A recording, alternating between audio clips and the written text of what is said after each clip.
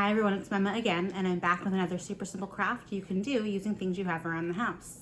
This time with a special guest. This time I'm back with a visitor. This is my cat. He doesn't know personal space, and so he thought he would be here to help me with this craft today. Anywho, so for this little craft, you're gonna need a couple of things that again you probably have around the house or things that you can find pretty easily. You're going to need some colored paper that you've cut into strips. Now, the wider of a strip that you cut, the larger your star is going to be. The thinner your paper is, the smaller your star will be. So we'll need some strips of paper. Cut into whatever thickness you'd like. Some scissors. Something to hold your mobile, something to suspend it from. Now I just have some embroidery hoops hanging around the house that I'm going to use. You can use a stick from outside, you can use a hanger, whatever you've got. You'll also need some sort of string, something to put your stars on. Sorry, I got paper on my cat. So first things first, we're going to make these stars. So we want something sort of like this, like a little puffy star. In order to do that, you'll take your strip of paper. On one end, you're going to make a knot very gently so that you don't rip your paper. Got a little knot there. And so once your knot is in place, you're going to be left with a long tail and a little bit of an overhang. Now, you can cut that overhang off. You can fold it in underneath the other flap here. Whatever you prefer to do. I'm just going to go ahead and snip this little tiny piece off. So from there, we've got this little shape with a long tail at the end. You're going to take that tail and you will fold it back behind your shape.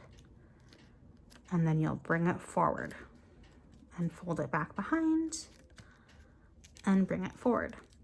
Now, as I do these folds, I rotate my shape so that I'm going all the way around with the paper. And what that's doing is it's building up walls in your shape. You're going to want those walls because in order to get that puffy star, we need to introduce air into this shape. So those walls are creating little air pockets, basically. So once we've gotten our tail wrapped all the way around our shape and we were just left with a little bit of an overhang, we'll fold it again and we're going to tuck it underneath one of these other folds that we've already done. Now, if you've got a little bit of a tail, you can just snip that off as well, or you can just fold that back in. We'll just snip it off. Snip. All right, so now we've got this little shape. So from here, what we'll do is we're going to apply some pressure to the top point and the bottom flat side with our hand. Now don't give it too much pressure because otherwise you'll just smush it. We want to open up that air pocket in there a little bit by introducing a little bit of pressure. Oops. Yeah, don't do that. All right, so once we've smushed it a little bit, then we'll smush the other sides as well.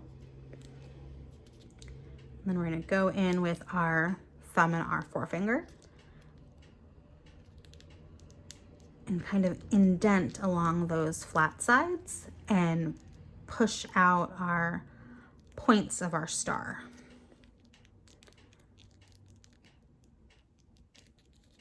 And do it kind of gently so you don't smush your star too much.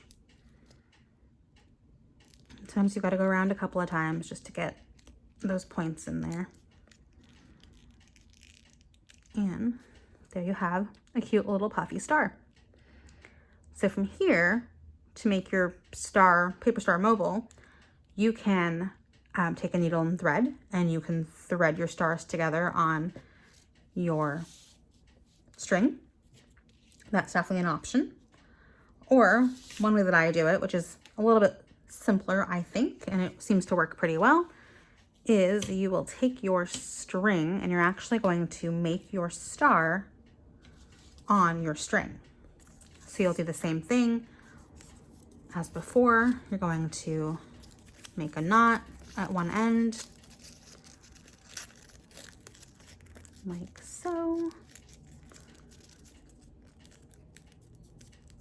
And so. snip off that little bit. And so from here, I usually wrap my paper around a couple of times before I put the string in. So now I'll just put the string up against my shape and continue to wrap around, just being aware of where the string is, being careful to not knot it or double up on it. And so once we've got that paper all wrapped around, we'll do the same thing where we're just gonna tuck that little tail in right there. And I'm gonna snip off that little bit.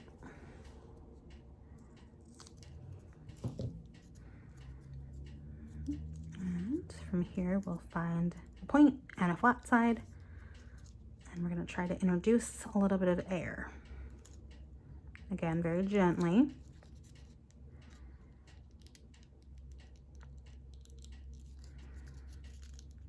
And then we'll create our points.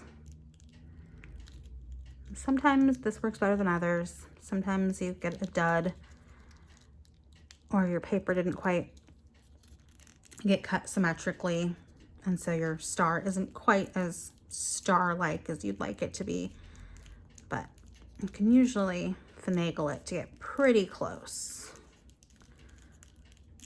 And there's that little star. So it's not perfect, but it's still star-shaped. So from there, I took my string of stars and I just tied them onto my embroidery hoop. And you can do as many rows of stars as you'd like. You can do as many colors of stars as you'd like, as many sizes of stars as you like. My cat was playing with this one a few minutes ago, so it's a little bit tangled.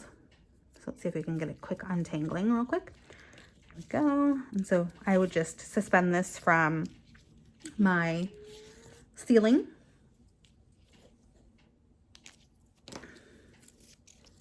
And there you have it. There's your little star mobile.